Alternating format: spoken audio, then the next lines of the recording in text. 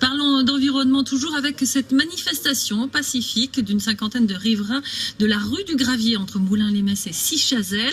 Ils se sont rassemblés il y a quelques jours pour protester contre la déclaration d'intention d'un opérateur téléphonique de mettre en place une antenne relais à proximité de leur domicile.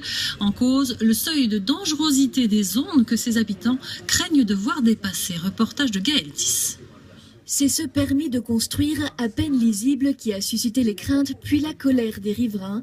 Selon une déclaration préalable de travaux déposée par Orange en mairie de Sichazel, l'implantation d'une antenne relais de 16 mètres de haut est envisagée sur ce terrain lui appartenant.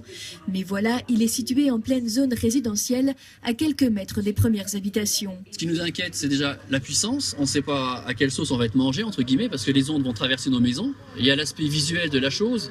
Sur un bâtiment déjà existant, il accumule à 25 mètres, on va voir que ça. Et la troisième chose, il y a un aspect financier. Le jour où on veut revendre nos biens, l'acheteur va venir et dire attendez, une antenne, c'est dangereux, votre maison perd de la valeur. On n'est pas contre les téléphones portables, on est contre les fortes puissances. Et là, vu la hauteur de l'antenne, elle ne va pas émettre à 3 volts par mètre. Les seuils de dangerosité des ondes, c'est sur ce point que le bât blesse. Si l'opérateur dit respecter la réglementation en vigueur en matière de puissance d'émission, le collectif Les Robins des Toits rappelle que le seuil d'exposition maximale, fixé à 3 volts par mètre par une directive européenne de 2004, est souvent dépassé. Je suis désolé de dire que je suis passé dans toute la France, chez des tas de gens, j'ai fait des tas de mesures, et les opérateurs ne respectent absolument pas cette norme.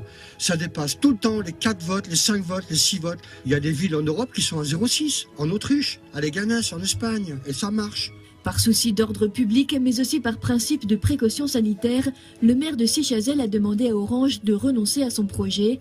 Mais la municipalité a très peu de marge de manœuvre et appelle le législateur à se pencher sur ce genre de dossier. Si les puissances autorisées en France sont excessives, c'est au législateur et au pouvoir exécutif de s'en charger et de faire des réformes. Le collectif de riverains de la rue des Graviers demande aujourd'hui à Orange de lever le voile sur l'opacité qui entoure ce dossier. Pour l'heure, l'opérateur affirme n'être encore qu'en phase d'étude et qu'aucune date de déploiement n'est pour le moment annoncée.